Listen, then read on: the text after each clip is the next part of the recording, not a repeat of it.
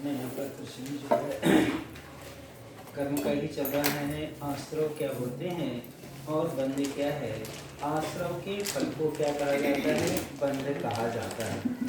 यानी हमने जैसा करने का आश्रव किया है, आश्रव और बंध में समय भेद नहीं है। क्या नहीं है, समय भेद नहीं है, क्योंकि दोनों में कार्य कारण संबंध तो है। आश्रव कारण है और बंध क्या उसका कार्य है।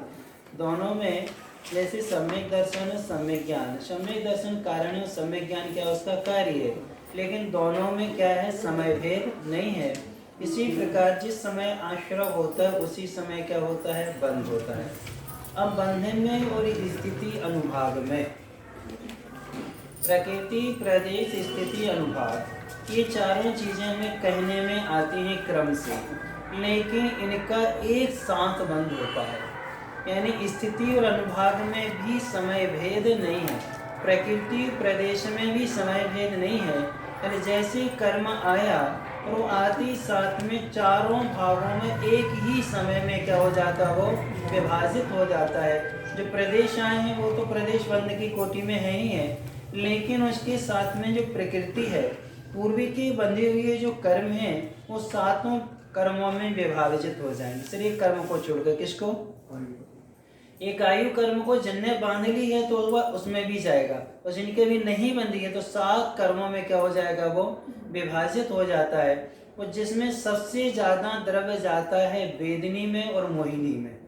किसमें, वेदिनी मोहिनी में सबसे ज्यादा द्रव्य जाता है और बाकी सब में कम कम जाता है। यानी नाम गोत्र में और अंतराय आदि में कम जाता है, सबसे कम मिलता है नाम में और गोत्र में, बाकी सबसे ज्यादा जाता है वेदिनी और मोहिनी में। क्योंकि मोहिनी कर्म जो है वह हमारा 10वें गुण स्थान तक या 12वें तक ही मानते हैं, बाकी जो है वेदिनी कर्म 14वें गुण स्थान तक रहता है। कहाँ तक रहता है, तो सबसे ज्यादा द्रव्य किसमें जाता है, वेदिनी कर्म, उससे कम फिर किसमें है, मोहिनी, उससे कम जाता है अंतराय में, फिर ज्ञानावर्ण और दर्शनावर्ण में, फिर इसके बाद में नाम गोत्र में, नाम में जाएगा, फिर सबसे कम जाता है गोत्र कर्म में, और जिनकी आयु बंध गई है तो आयु कर्म में जाएगा, और जिनकी आयु नहीं बंधी है तो उसका द्रव्य क्या हो जाता है, सात में विभाजित हो जाता है।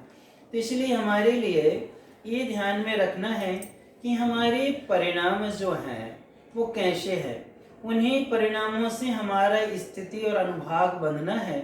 एक ही कार्य को करने वाले चार लोग होते हैं, लेकिन चारों लोगों को एक सा फल नहीं मिलता, सबको क्या मिलता है, अलग अलग फल मिलता है। तो जिसके जैसे परिणाम हैं उसको वैसा फल मिलेगा।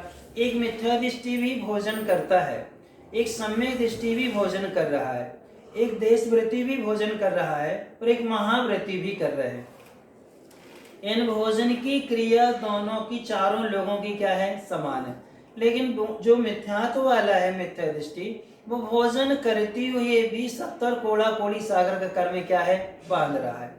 और जो सम्यक दृष्टि है उनके लिए क्या हो गया, 40 कोड़ा कोड़ी सागर का कम हो जाएगा, 30 का ही बंधेगा। कितना बंधेगा, 30 का बंधेगा। अब इसके बाद में जो देशव्रती है उनके लिए और कम हो जाएगा, 20 का ही बचेगा। अब जो महाव्रती हैं उनके लिए और कम हो जाएगा। तो जैसी जैसी कसायों का शोषण होता जाता है वैसे वैसे स्थिति अनुभाग में भी क्या आता है, अंतर आता जाता है। इसलिए हमें क्रिया पर ध्यान नहीं देना है, क्रिया के साथ साथ में हमें भावों की परिणति पर ध्यान देना है। अब वहां देखो श्रेणिक आदि ने, बहुत से राजा महाराजाओं ने भगवान की पूजन की, और एक मेंढक ने भी की। उन्हें साक्षात जाके तरफ चढ़ाया, वो रास्ते में ही क्या हो गया, मतलब सबसे श्रेष्ठ फल किसको मिला। अब क्रिया तो पूरी नहीं हो पाई, लेकिन उसके परिणामों में उस श्रावक के परिणाम बहुत अंतर है। उस पर्याय के अंतर्गत जितना श्रेष्ठ विवेक उसमें हो सकता है उतने विवेक का उसने क्या किया कि खाली हाथ नहीं जाया जाता। कहाँ, समुद्रण में। और कैसे जाना है, तो अपने मुख में पंखुड़ी दबा के जा, इस विवेक से क्या जा रहा है वो, अब उसको किसी कोई चिंता नहीं है। और श्रेणी जी भी मंदिर जा रहे हैं, लेकिन उनसे सावधानी हो गई, वो भी समुद्र में जा रहे हैं, लेकिन उनसे क्या हो गई। अब वो देखो, जबकि 4 हाथ जमीन देख करके अपने लिए क्या करना चाहिए, जाना चाहिए, लेकिन नहीं जा पा रहे। तो देखो दोनों में फल में कितना अंतर आया। इसी प्रकार से अपने लिए भी देखना है। जैसे आज भगवान की देव वंदना हम भी करते हैं, आप लोग भी करते हैं, उन दोनों के फल में बहुत अंतर है।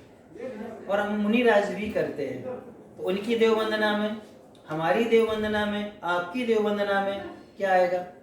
अंतर आएगा कि नहीं आएगा? अवलंबन दोनों ले रहे हैं, लेकिन दोनों के अवलंबन में भी बहुत क्या आता है? अंतर आया करता है। इसलिए हमें अपने परिणामों को निरंतर क्या करना चाहिए? देख लेना चाहिए। और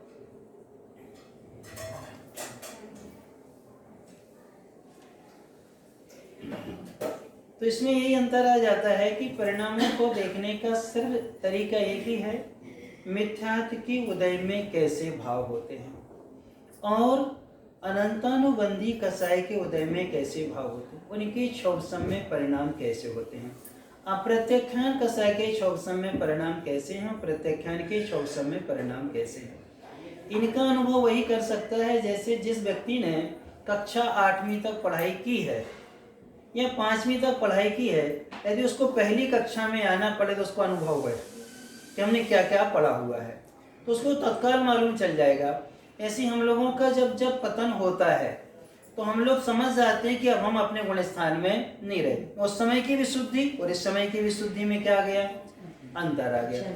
और ये निरीक्षण जो करते हैं, जो अपने प्रति अत्यंत संवेदनशील होते हैं, यानी बहुत संवेदनशील हैं, वो निरंतर इन परिणामों का क्या करते हैं? निरीक्षण करते रहते हैं, क्योंकि यही हमारे लिए आश्रव से बचाएंगे, हम बंधन से भी क्या हो जाएंगे? बच जाएंगे। इसके लिए इतनी चीजों में आप एक अपनी मानसिकता बना लो। सबसे पहले संपत्ति एक, दूसरा सत्ता, तीसरा सामग्री, चौथा स्वास्थ्य। चौथा क्या है? स्वास्थ्य। ये चार चीजें ऐसी हैं, सत्ता, संपदा और साथ साथ में सामग्री, स्वास्थ्य और सौंदर्य, ये 5 चीजें हैं। ये 5 चीजें आपके आत्म कल्याण में बिल्कुल भी साधक नहीं है। कितनी चीजें? संपत्ति, सत्ता, फिर इसके बाद में सामग्री, स्वास्थ्य और सौंदर्य। ये 5 चीजें ऐसी हैं, ये हमें परिवार से जोड़े रखें ये कोई जरूरी नहीं है। इनके रहते हुए हम व्रतों का पालन कर लें कोई जरूरी नहीं है। अर्थात हमारे परिवार में शांति बनी रहे इन 5 चीजों से इसकी कोई गारंटी नहीं है। लेकिन 3 चीजें ऐसी हैं जो हमारे लिए आत्म कल्याण के साथ साथ में हमारे लिए सद्भावनाओं में भी निमित्त बनती हैं। 3 चीजें ऐसी हैं। सबसे पहले स्वभाव, सबसे पहले क्या है? स्वभाव। दूसरे नंबर पर दिया है संयम, दूसरे नंबर क्या है? संयम। तीसरे नंबर पर दिया है स्नेह, जिसे अपन वात्सल्य कहते हैं, तो सासा के माध्यम से बनाया है। तो ये स्वभाव जो है, स्वभाव के साथ साथ में हमारा जो क्या है? संयम है, और हमारा जो स्नेह है, 3 चीजें आपके लिए निरंतर दुर्गति से बचाने वाली होती हैं, नियम से सदगति में ले जाएंगी। और इन 3 चीजों से वो व्यक्ति कभी किसी का दुश्मन नहीं बनेगा, यानी उसके प्रति कभी ना तो स्वयं के संकलेश होंगे, दूसरों के निमित्त से भी संकलेश परिणाम नहीं होंगे। किसके निमित्त से? स्वभाव, संयम और स्नेह। अब हम आपसे पूछें, इन 3 चीजों में से आपका अभी तक की जो समय निकला है, उन 5 में निकला है कि 3 में निकला है? किस में निकला है? अब इन 5 में आपने समय व्यतीत किया है, इन 5 में समय व्यतीत करने से आपको अभी तक क्या मिला? संपदा को भी आपने काफी समय दे रहे हो, सत्ता के लिए भी दे रहे हो। सत्ता 2 तरह की होती है, सामाजिक पद अलग होते हैं, घर की सत्ता अलग होती है, और इसके प्रति सबसे ज्यादा हम लापरवाह होते हैं। माँ का कर्तव्य क्या है? वो गौण है। पिता का कर्तव्य क्या है? वो गौण है। बेटा का कर्तव्य क्या है या बहू का कर्तव्य क्या है? वो गौण है। अधिकार सब में है। क्या आता है? ये तो सत्ता है हमारी। हम परिवार में पिता है, कर्तव्य ना करके, मैं पिता हूँ, मैं बुजुर्ग हूँ घर का, तुम लोग ऐसा नहीं करते, हम बुजुर्ग हैं, हम सास हैं तुम्हारी, तुम्हें ऐसा करना चाहिए। यानी ये जो हमारे भीतर आते अधिकार की जहाँ बात आती है वहाँ सत्ता का मद आता है। जहाँ जहाँ अधिकार आएगा, जैसे आज हम भी हैं, अलग पद पे हैं, यदि हम जहाँ जब जब हम अधिकार का प्रयोग करेंगे उसी समय हमारा क्या आएगा, मद आ जाएगा। और जब उसको कर्तव्य समझ के करेंगे तो मद हमारा क्या हो जाएगा, घट जाता है। तो यही हमारे लिए ध्यान में रखना है कि सत्ता में हम घर में कितने लोगों के निकट हैं और कितने लोगों से हम दूर हैं।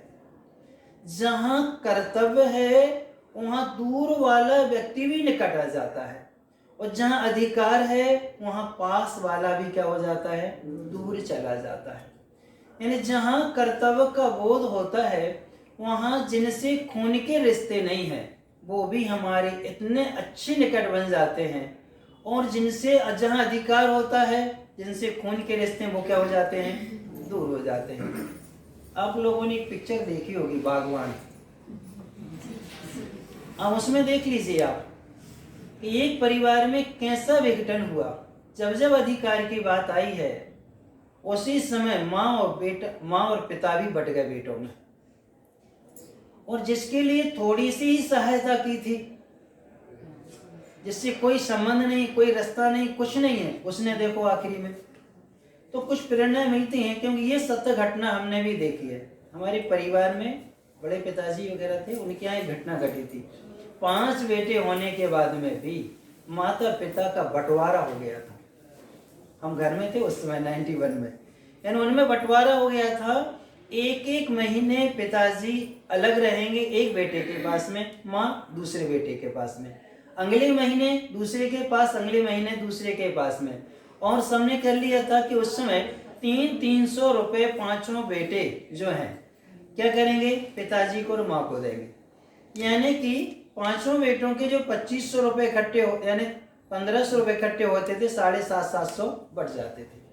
आप इतने में अपना काम चलाओ, आप इतने में काम चलाओ। इसके बाद में उनके लिए आखिरी में भी, यानी साथ में वो लोग 22 साल तक जीवित रहे, लेकिन कभी एक साथ तीर्थ यात्रा पर मिल पाते थे, बाकी कभी साथ में बैठ के भोजन नहीं कर पाए। कौन? इनकी बारी। अब तो 1 महीना हो गया ना, अब तुम रखो, अब 1 महीना हो गया तुम रखो। यानी ये व्यवस्थाएं जो हमारी आती हैं ये सिर्फ सत्ता के कारण आती, कर्तव्य के भूलने के कारण। फिर इसके बाद में स्वास्थ्य तुम्हारा पूरे परिवार को जोड़े रखे कोई जरूरी नहीं है। सामग्रियां कितना भी बड़े से वाला आपका फ्लैट का ना हो, कितने से अच्छे अच्छे भोग की आपकी सामग्रियां भी क्यों ना हो, लेकिन परिवार को जोड़ लें, स्नेह को जोड़ लें, सद्भावनाओं से जोड़ लें। साधु आपके यहाँ किससे प्रभावित होता है? साधु आपसे किससे प्रभावित होगा? इन 5 चीजों से प्रभावित होगा, ये 3 से प्रभावित होगा। अब आप उस समय जब कहानियों को हम देखते हैं, रेवती रानी को मुनि महाराज आशीर्वाद भेज रहे हैं क्षुल्लक जी के यहाँ। किसको? और एक मुनि राज को नमोस्तु नहीं भेज रहे। और भी राजा महाराजा हैं, किसी के लिए कुछ नहीं कहा, सिर्फ उसको दे। तो श्राविका से किससे प्रभावित हैं वो महाराज? स्वभाव, संयम, स्नेह, तीनों चीजें उसमें हैं। तो ये हम आपसे कह रहे हैं कि अपने भीतर ये 3 चीजें हैं कि नहीं। यदि 3 चीजें हमारे भीतर नहीं है तो ये 5 चीजें हमारे लिए पुण्य के उदय से मिलती हैं। तो पुण्य का उदय तो एक वेश्या का भी होता है, एक पापी का भी होता है। ये 5 चीजें एक पापी के लिए, पापात्मा के लिए भी क्या है, सुलभ है, मिल जाती हैं, कहीं से कोई बाधा नहीं है। लेकिन 3 चीजें किसको मिलेगी? यानी स्वभाव का, हमारा स्वभाव क्या है हम उसको देखें, हमारा संयम क्या है हमारा हम उसको देखें, हमारा स्नेह किनके प्रति क्या है, कैसा है, निस्वार्थ है कि नहीं है, कि स्वार्थमय है, हम उसको देखें। ये सबसे दुर्लभ कहे हैं। तीनों चीजों को क्या कहा है? सबसे ज्यादा दुर्लभ कहा हुआ है। आपको पद्म पुराण पढ़ना है तो हमने जब पारिवारिक दृष्टि से देखा और इस सब से देखा है तो इसमें बहुत अच्छी चीज मिलती है राम के विषय में। यदि संबंधों की पवित्रता देखना है तो राम के पास देखना। जिनके निमित्त से उनके लिए कष्ट उठाना पड़ा, उन्हीं के प्रति सबसे ज्यादा स्नेह किनका? लौट करके आए हैं तो सबसे पहले वो केकई से मिले हैं। सबसे पहले आप पढ़ लेना पद्म पुराण में।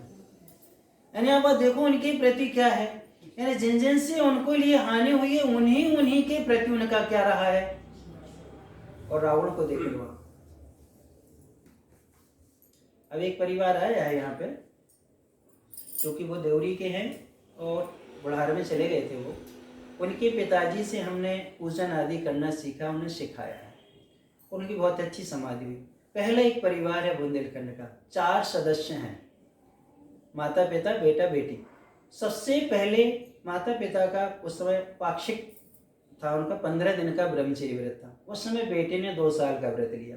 फिर उस बेटे का एक ही बेटा आजीवन व्रत हुआ। इस समय मुनि महाराज है, वो निर्गंध सागर जी, समय सागर जी के पास में सबसे पहले ललितपुर में 10 दीक्षा हुई थी, पहला नंबर उन्हीं का था।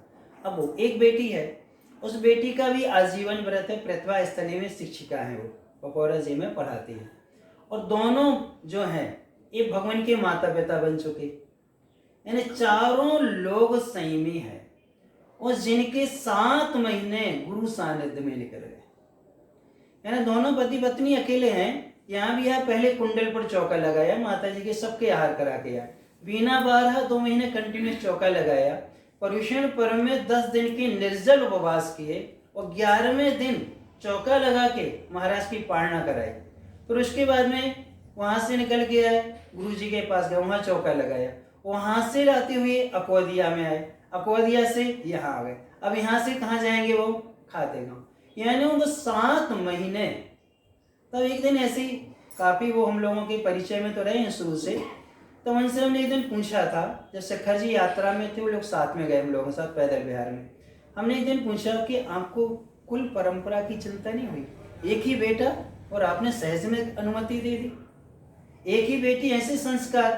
तो कहने लगे महाराज, ना मैं चाहता हूं कि मैं भी संसार में ना भटकूं और ना मेरी संतान भटके, और मेरी संतान के निमित्त से संसार में कोई भी ना भटके। बस हमें इतना ही सोचना था। ये सोच करके ही हम सबने क्या कर लिया। अब आप विचार करो कि आपके यहाँ सोची स्थिति क्या है। यानी अपन देखो सही में क्या कि कुछ पंचम काल में भी क्या कि महाराज इस समय को उदाहरण दो तो मिल लेना, वो चौका लगा रहे, अब उनसे मिल लेना और उनसे पूछना कि हमारी दृढ़ता कैसी आई, इतनी दृढ़ता। जबकि वो भी 5 भाई हैं, एक प्रोफेसर भी है और ये सब हैं, लेकिन इसके बावजूद भी कोई मोह नहीं, संपत्ति का सदुपयोग। जितनी कमाई है, क्योंकि न्याय नीति से उनका नियम था बहुत पहले 91 में, तो हम लोग जुड़े थे महाराजों से। उन्होंने बहुत पहले 75 में उन्होंने क्या ले लिया था, न्याय नीति से कमाई का नियम लिया था। अन्याय अनीति से कभी कमाएंगे, एक रेट जो कह दिया सो कह दिया। उस समय निश्चित कर ली थी कि मुझे 200 रुपये ही कमाना है, बस 200 कमाना है, इसके बाद बंद दुकान। 200 की आमदनी हो गई, 200 में आ गए, अब बंद है, हमें जरूरत ही नहीं है 6 घंटे खोलें 8 घंटे खोलें। इससे क्या होता है, हम 3 चीज़ों से बचते हैं। एक तो मायाचार से बचते हैं, बहुत आरंभ परिग्रह से बचते हैं, और दूसरा जो है रौद्र ध्यान जो होता है, मृषानंदी परिग्रहानंदी, उनसे हम क्या हो जाते हैं, बच जाते हैं। एक निश्चित कर लो कि हमारा खर्च कितना है और आमदनी कितनी है, दोनों चीज़ों को जो व्यवस्थित कर लेते हैं, एक आकलन कर लो कि इतना खर्च आ रहा है तो इतना ही मुझे क्या करना है, कमाना है। बस वो जहाँ निश्चित हो गया आपका, तो आप कितने सारे पाप से बच जाओगे, अशुभासुरों से बचोगे कि नहीं बचोगे। ये होती है प्रत्यक्षान अप्रत्यक्षान कसाय का जब छौसम होता है, अनंतानुबंधी के छौसम में हमारी आय व्यय निर्धारित होता है। इसमें अनंतानुबंधी कसाय का जैसे ही छौसम हो जाएगा, आय का तरीका व्यय का तरीका दोनों बदल जाएंगे। और जैसे ही अप्रत्यक्षान कसाय का छौसम हुआ, आप व्रती बन जाए, हर चीज की सीमा क्या हो जाएगी, आपकी निश्चित हो जाएगी, संतोषमय जीवन हो जाएगा, धर्म धर्मात्माओं को जीने का आपका क्या बन जाएगा, मन बन जाएगा मैं भी पाप ना करूं, मेरे निमित्त से कोई पाप ना करे और मेरी संतान से भी निमित्त से कोई पाप ना हो और ना किसी के पाप में क्या बने, वो निमित्त बने। ये संस्कार डाल लिए जाते हैं। तो ये संस्कार जब डलते हैं तब अपन क्या होते हैं, कर्म के अशुभ आश्रव से, अशुभ बंध से अपन क्या हो जाते हैं, बच जाया करते हैं। तो कल अपन यहाँ पढ़ रहे थे जाति कुल शील संदूषण 38 पेज पर विषमवाद की रुचि।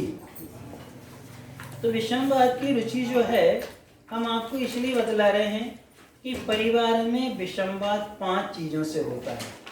3 से कभी संबंध यानी होता विषमवाद, जो पहले आपको 5 बताई है। संपदा से विषमवाद हो सकता है, सत्ता से विषमवाद होता है, फिर इसके बाद में सामग्री से विषमवाद होता है, स्वास्थ्य को लेकर के विषमवाद है, सौंदर्य को लेकर भी क्या है, विषमवाद है।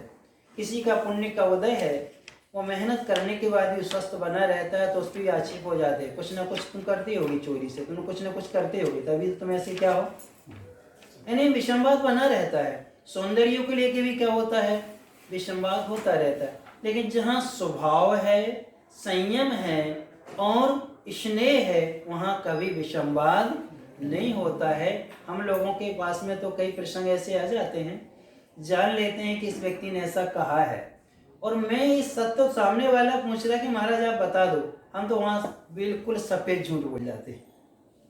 क्यों? मेरे झूठ बोलने से विषमवाद क्या हो गया, रुक गया। मेरे झूठ बोलने से कसाएं क्या हो गई, रुक गई।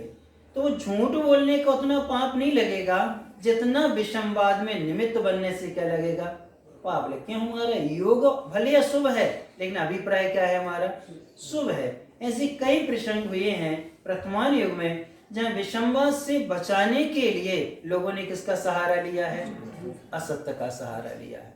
तो असत्य का सहारा जरूर है लेकिन किसको बचाया उन्होंने, अपने स्वभाव को तो बचा लिया, धर्म को क्या कर लिया, बचा लिया। ये कोशिश अपन को भी करना। मिथ्या जीवित्व यानी कि मिथ्यात्व के साथ में जीवन जीना, इसके साथ में वहाँ प्रत्यय जुड़ा हुआ है, यानी मिथ्या दृष्टि बन करके जीवन का क्या करना, निर्वाह करना।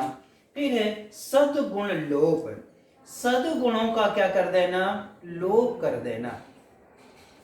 यानी जो हमारे समीचीन गुण होते हैं, सद्गुण हुआ करते हैं, उन गुणों का क्या कर देना, लोक। पंचम काल इसमें तो कुछ हो ही नहीं सकता। तो हम लोग क्या नदिया में से बाहर आए थे, यानी कि आप लोगों के एक बहाना कि पंचम काल में संभव ही नहीं है।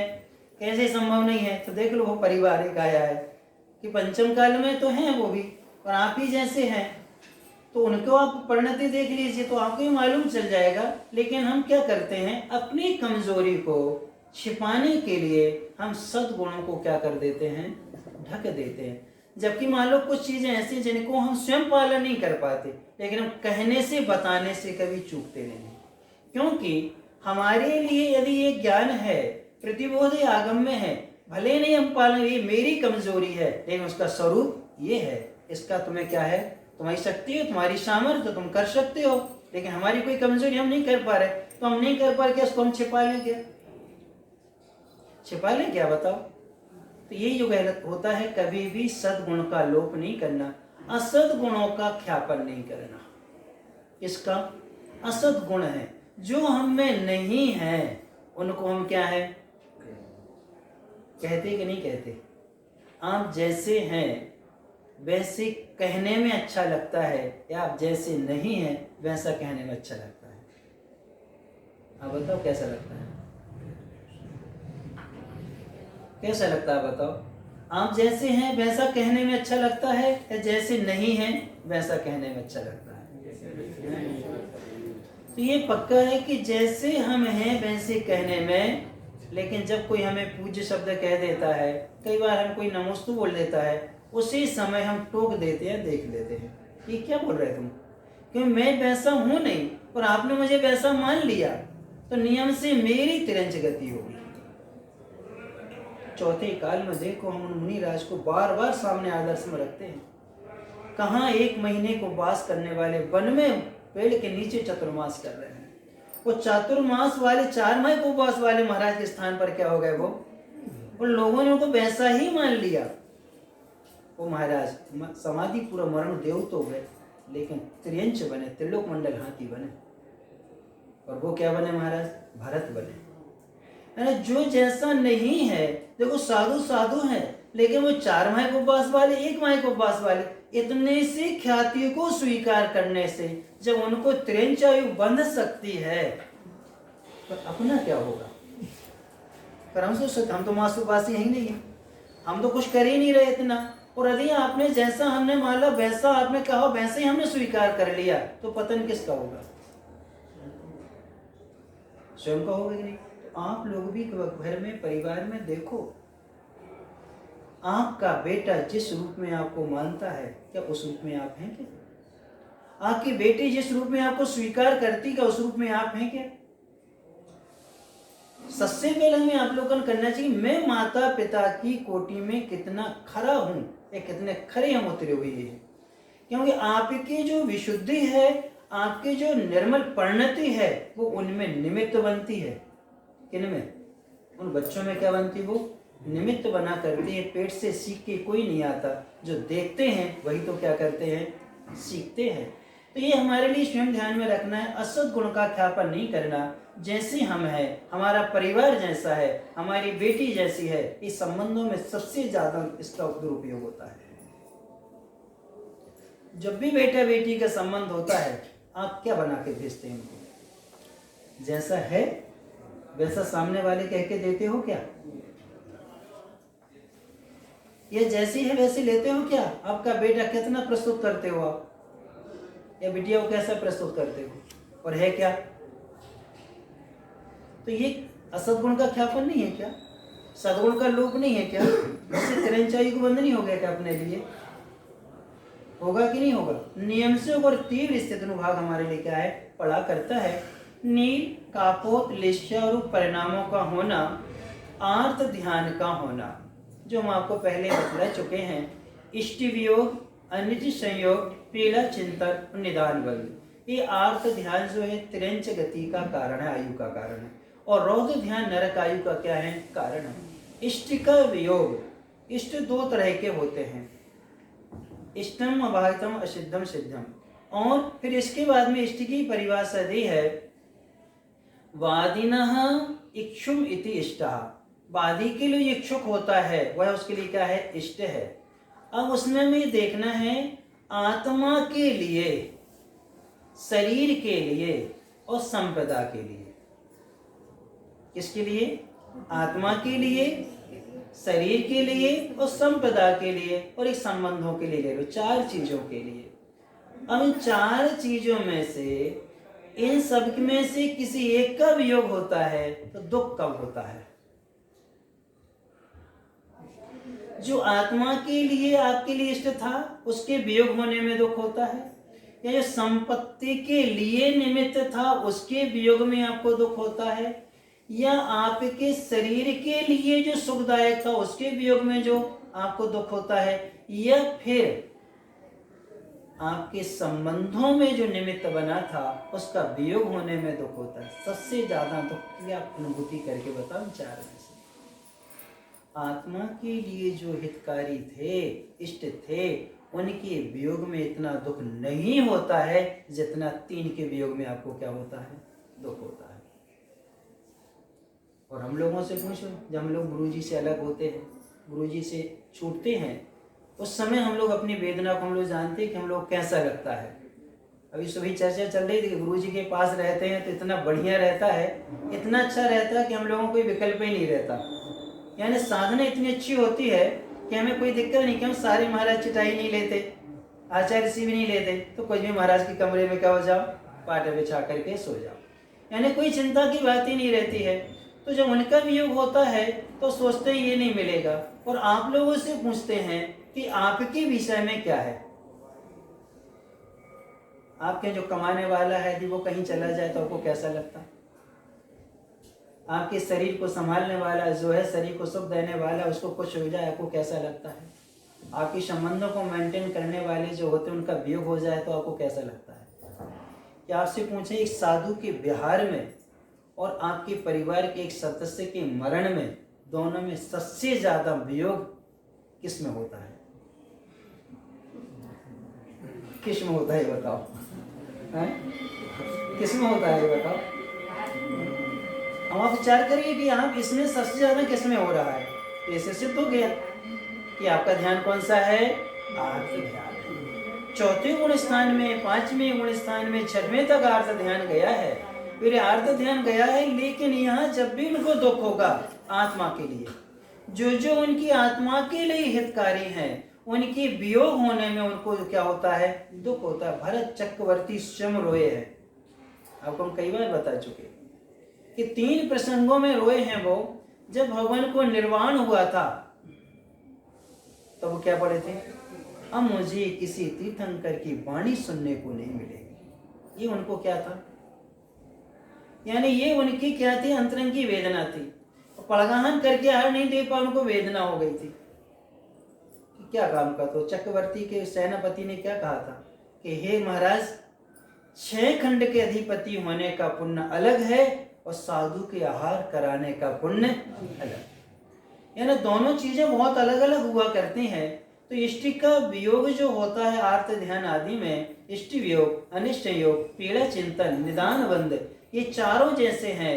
मिथ्या दृष्टि के लिए इनका फल अलग है, सम्यक दृष्टि के लिए इनका फल अलग है, और वृत्ति के लिए इनका फल अलग है। यानी सम्यक दर्शन से लेकर के महाव्रतों तक का आर्त ध्यान कभी भी दुर्गति का कारण नहीं है। सिर्फ मिथ्या दृष्टि का ही आर्त ध्यान क्या होता है, दुर्गति का कारण बना करता है।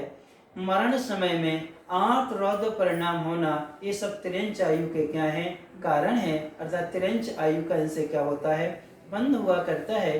अब हम कल देखेंगे मनुष्य आयु के कारण भी दिए हैं, लगभग 23 कारण है इसमें। इनको भी अपन क्या है अच्छे से समझेंगे, क्योंकि हम मनुष्य तो बने हैं, इनमें से कितने कारण हमारे पिछले भाव में रहे हैं, जिसके कारण से हम क्या बने हैं, मनुष्य बने हैं। अब वर्तमान में वो चीज़ें हमारे भीतर हैं कि नहीं है, तो भविष्य में हम मनुष्य बन पाएंगे या नहीं बन पाएंगे।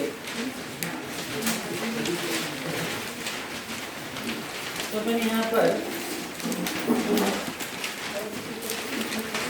ये कर्म प्रकृतियों का है, बंध के विषय में अपना प्रसंग चल रहा था। ये 14 गुण स्थान है, बंध, अबंध और बंध विच्छुद्धि। बंध उन कर्म प्रदेशों का आत्मा के प्रदेशों के साथ दूध पानी की तरह एक मेघ संश्लेष हो जाना, उसका नाम क्या कहलाता है, बंध कहलाता है।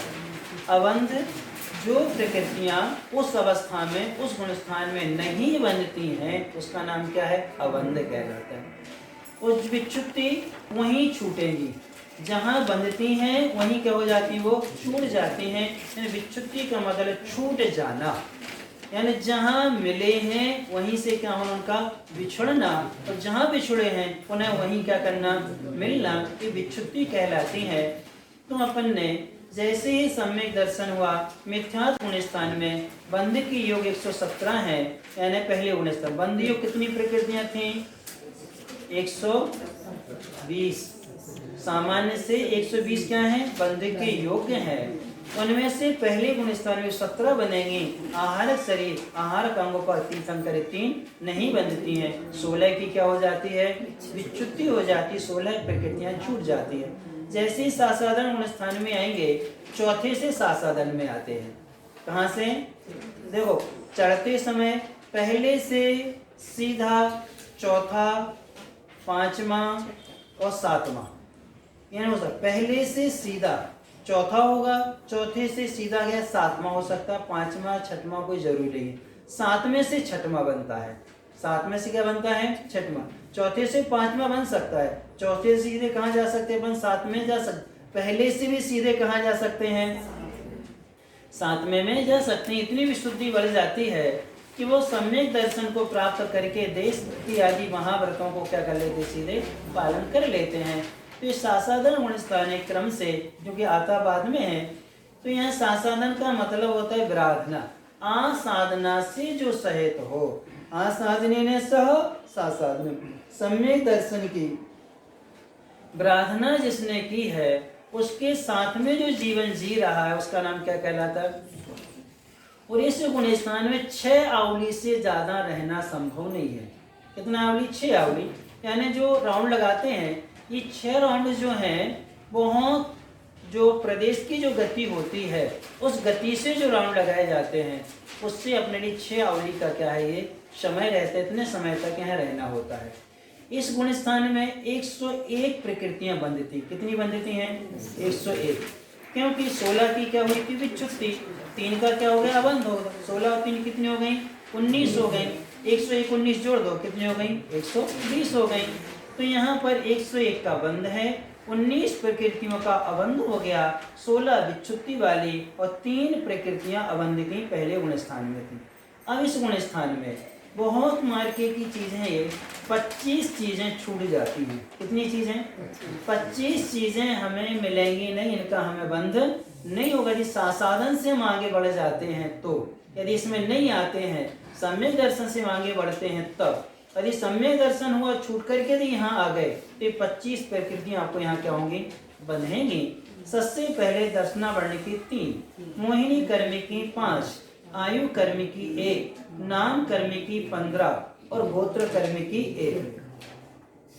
दर्शना वर्ण की 3 कौन कौन सी हैं? निद्रा, निद्रा, प्रचला, प्रचलव, स्त्यान, वृद्धि। ये 3 महान निद्राएं कहलाती हैं। ये जब भी बंधेंगी अनंतानुबंधी कसाय से ही बनेगी।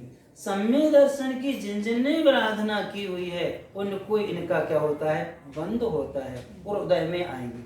जब मान लो इसी वर्तमान में इनका उदय देखने में आ रहा है तो समझना पूर्व में उसने इन कसाय इनको इन निद्राओं को किससे बांधा है? उसने अनंतानुबंधी कसाई से बांधा हुआ है।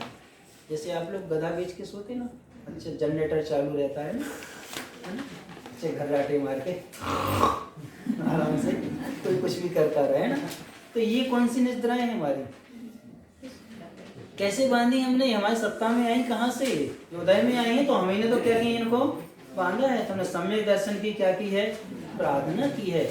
इनको पढ़ने से 3 भाव का ज्ञान होता है एक साथ अपने लिए, वर्तमान का और पूर्व में हम क्या थे और भविष्य में हम क्या बनेंगे।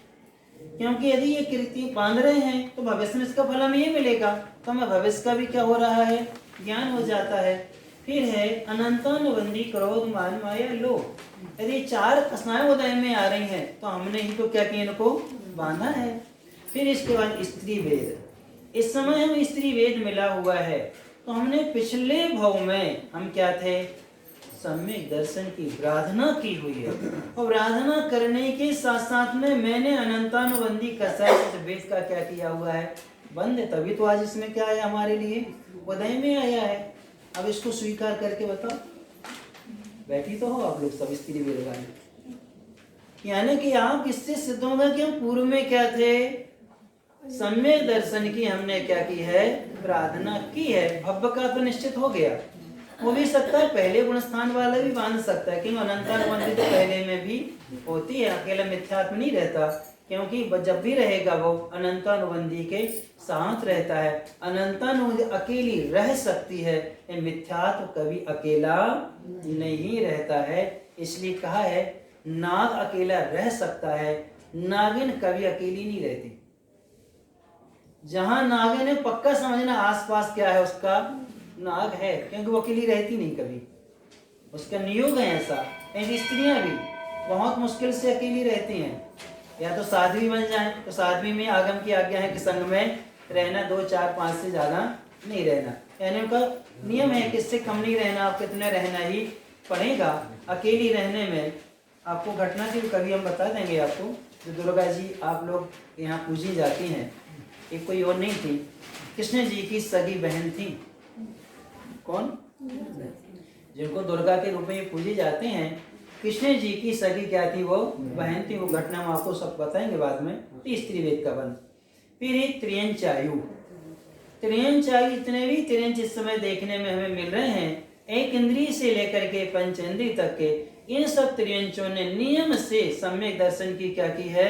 प्रार्थना की, उसके साथ में बंद किया है। त्रियंच गति है, त्रियंच गत्यानुपूर्वी है। दुर्भग, भग का अर्थ होता है शरीर, भग का अर्थ क्या होता है? शरीर। भग का अर्थ सुंदरता भी होती है। तो इन दोनों में से हमारे लिए दुर्भगता है, यानी हमारा शरीर सुंदर नहीं है। ये भी हमने सम्यक दर्शन की प्रार्थना करके क्या है, बांधा हुआ है। दुस्वर, आवाज अच्छी नहीं है जैसे हमारी है। हम तो पक्का है कि पिछले भाव में हमने प्रार्थना की होगी, इसलिए इस समय क्या है, दुस्वर मिला हुआ है, सुस्वर नहीं है। क्योंकि कई लोग कहते हैं महाराज जी के आधुनिक हम लिख सकते हैं, गा नहीं सकते। वो गाते भी नहीं है, क्योंकि वो हमारा लक्ष्य भी नहीं है। क्योंकि ब्रह्मचर्य में गायन विद्या सबसे ज्यादा हानिकारक है। क्योंकि हम लोग जब जाते हैं, कोई हमसे अभी तक की लाइफ में हमसे किसी ने आगम के नोट्स नहीं मांगे, ये कहते हैं महाराज जी आपकी भजन की मुक्तक की डायरी दे दो। किसकी? भजन की मुक्तक की क्या दे दो आप, कविता आदि की आप डायरी दे दो। और हम वो रखते ही नहीं है ना, बनाते हैं। तो हम ये सोचते हैं कि ये व्यक्ति क्या देख रहा है इसमें, यानी भीतरात्मा में जो चीज देखना चाहिए वो नहीं देख रहा। वो क्या देख रहा है, राग देखता है। उस राग के कारण हमारा नियम से क्या होता है, पतन भी होता है। इसलिए दुस्वर जो नाम कर्म का बंध हुआ है, ये पूर्व भाव में हमारी सम्यक दर्शन की विराध है, अनादे आदर नहीं है। कहीं भी चले सदगुण होने के बावजूद भी आदर नहीं है। अब देखो चौथे काल को देख लो आप, श्री कृष्ण जी नारायण हैं और पांडवों का समाचार लेकर के कहाँ गए हैं, दुर्योधन की सभा में गए। उसने आकर ये नहीं कहा आइए बैठिए।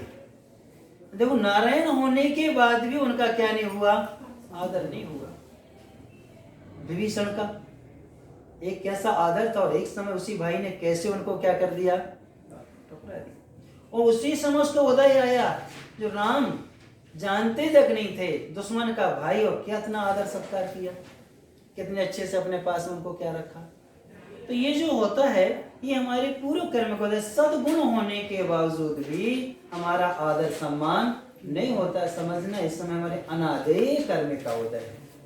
अनादेय कर्म का उदय कुछ समय के लिए चला जाएगा, लेकिन उसके विकल्प में यदि हमने अपने सद्गुण खो दिए, उसमें क्या खो दिया हमने, सद्गुण खो दिए, तो वो दोबारा मिलने वाले नहीं है। इसलिए हम लोग ज्यादा विकल्प नहीं करते।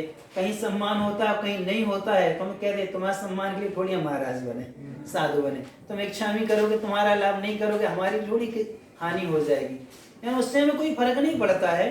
तो ये ध्यान में रखना कि आदर अनादर, जहाँ पुण्य का उदय होता है वहाँ लोग समाज वाले हाथों हाथों पर लेते हैं, और जब पाप कर्म का स्वयं का उदय होता है, योग्यता होने के बावजूद भी कोई देखने पूछने भी नहीं आता, तो क्या विकल्प करना कि हमारा कर्म का क्या है, वो नहीं है। फिर उद्योत नाम कर्म का उदय, ये तिरंचों में ही पाया जाता है। कौन सा, उद्योत नाम कर्म का। फिर है अप्रशस्त व्याहयो गति, पक्षियों की ही नहीं होती है, अपनी भी होती है।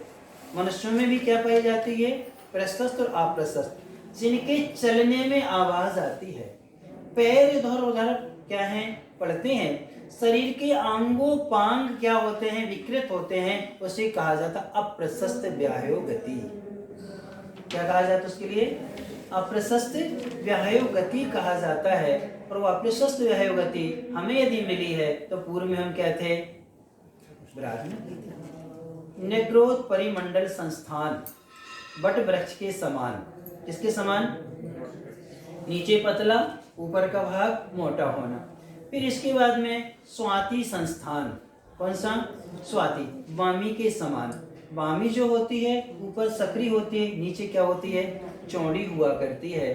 सांप जब भी बिल में जाता है, एक बात ध्यान रखना, सांप जब बिल में जाता है थोड़ा सा नीचे जाके अपना सिर ऊपर कर लेता है, और अपने शरीर को धीरे धीरे क्या कर लेता है, मुड़ करके नीचे कर ले, हाथ डालेगा तत्काल काट देगा वो, क्योंकि सिर को नीचे लेकर के कभी जाता नहीं है, थोड़ा सा जाएगा और वहीं क्या कर लेगा, मोड़ लेगा, पूरे शरीर को क्या कर लेता है।